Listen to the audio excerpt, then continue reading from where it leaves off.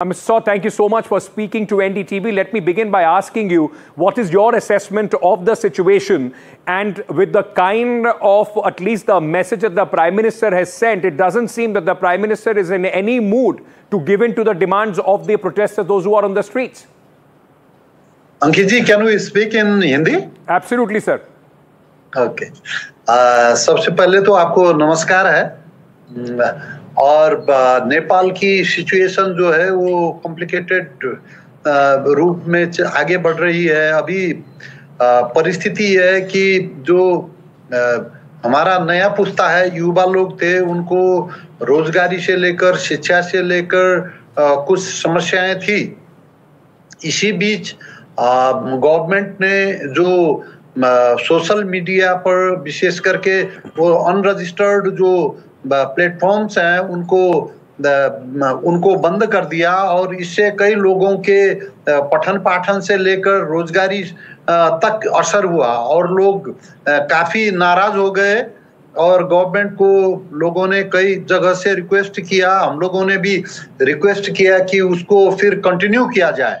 लेकिन इस बीच में गवर्नमेंट ने रजिस्टर होना चाहिए करके जो स्टैंड लिया, इसकी वजह से हमारा युवा तबका जो है आंदोलन में चला गया और आंदोलन में जाने के बाद जो समस्याएं आई हैं वो आज बहुत विकराल रूप से समस्याएं हैं। कोई 18 लोग तक मारे गए हैं करके खबर आ रही है। जो लोग मारे गए हैं वो 18 से लेकर 28 साल की उम्र के लोग हैं। इसीलिए परिस्थिति बड़ी विकट है और इसमें जो आंदोलनकारी है उनको भी किसी भी समस्या का समाधान जो है कानूनी ढांचे के अंतर्गत ही। सर, लेकिन क्या ये जो आंदोलनकारी हैं इनसे बात करने की कोशिश हो रही है सरकार की ओर से या इस तरीके से, क्योंकि फोर्सेस को उतार दिया गया है सड़क पर, तो जो सिचुएशन है वो काफी खतरनाक है इस वक्त? वो जो है कैबिनेट की बैठक बैठी है, सिक्योरिटी काउंसिल की बैठक भी बैठी है और छलफल हो रहा है। फॉर्मल रूप से अभी तक गवर्नमेंट का बात करने का कोई सीधा प्रस्ताव तो नहीं आया है, लेकिन हम लोग जो मेंबर ऑफ पार्लियामेंट हैं और पॉलिटिकल पार्टी के भीतर हैं वो लगातार गवर्नमेंट को कह रहे हैं कि युवा लोग जो कह रहे हैं उनकी आवाज को सुनना चाहिए और उनको उनके साथ बातचीत करके इस समस्या को समाधान करना चाहिए। साउद साहब, लेकिन एक सवाल ये भी उठता है कि जो युवा सड़कों पर उतरे हुए हैं वो अभी की सरकार के साथ साथ इस बात को भी कह रहे हैं कि लगातार नेपाल के अंदर जो राजनीतिक हालात रहे हैं, बेरोजगारी चरम पर है, लोगों को काम मिल नहीं रहा है, सरकार के ऊपर करप्शन, वो सिर्फ अभी की सरकार का कह रहे हैं, पहले भी कह रहे हैं, लगातार सरकारें करप्शन में लिप्त पाई जाती हैं, उस पर कोई एक्शन नहीं होता है, तो बिल्कुल लोगों का एक विश्वास जो है अपनी सरकार से वो उठता नजर आ रहा है। सर, भाषण में सरकार के परफॉर्मेंस को लेकर कई किस्म से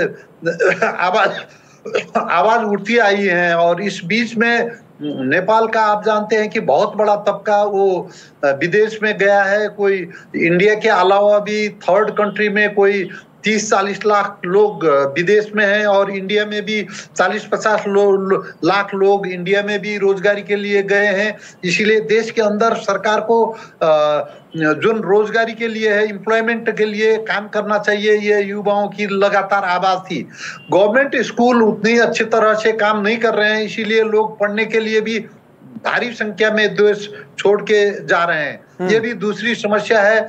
जो गवर्नमेंट स्कूल्स हैं उनका जो क्वालिटी है वो प्रॉपर नहीं है और इसको मैनेज करने के लिए जो कानून बनना चाहिए था आफ्टर न्यू कॉन्स्टिट्यूशन, वो भी कानून बनाने में 10 साल का देरी हो गया है, उसमें भी लोगों को समस्या है। साउद साहब, क्योंकि आप फॉरेन मिनिस्टर रहे हैं नेपाल के, आप समझते हैं कि किस तरीके के इंटरनेशनल रिलेशंस की आवश्यकता होती है, एक मैसेजिंग की आवश्यकता होती है। हम नेपाल की बात उस समय कर रहे हैं जब हमने आसपास के और भी कई देशों में इस तरीके के आंदोलन देखे हैं जिन्होंने सत्ता बिल्कुल परिवर्तन कर दिया, चाहे बांग्लादेश की बात हो, चाहे श्रीलंका की बात हो, पाकिस्तान में भी कुछ दिन पहले काफी इस तरीके का हंगामा देखा गया था। क्या आपको लगता है कि ये एक स्पॉन्टेनियस गैदरिंग है या इसके पीछे कहीं ना कहीं किसी का उकसावा भी हो सकता है, किसी की कोशिश भी हो सकती है इस तरीके की अपराइजिंग के पीछे? अभी देखिए, जो सिचुएशन है वो गवर्नमेंट ने प्रॉपर किस्म से टैकल नहीं किया। और दो बड़ी पार्टियों की गवर्नमेंट होने के बावजूद इस चीज को जिस कदर से हैंडल करना चाहिए उस कदर इसको हैंडल नहीं किया, बातचीत नहीं की। इस बीच सोशल मीडिया को भी एक तो उनको नजरअंदाज कर दिया गया, दूसरे इन प्लेटफॉर्म को बंद कर दिया गया और सरकार जो है रिसेप्टिव नहीं हुई करके लोगों का मानना है। इसीलिए सरकार अच्छी तरह से काम करती तो ये नौबत नहीं आती। अब जाके हालात कॉम्प्लिकेटेड होते जा रहे हैं। कोई 18-20 आदमी का मारा जाना, 18 आदमी का मारा जाना, करीब 250-300 लोग अस्पताल में पड़े हुए हैं। वो नेपाल की पहली बड़ी घटना है। किसी भी शांतिपूर्ण आंदोलन में इतने लोगों की मारे जाना ये कोई मामूली घटना नहीं है। इसीलिए देश के भीतर व्यापक हलचल है और लोग विशेष करके यूथ जो स्ट्रीट में है उनको समझा के उनको घर को भेजना होगा।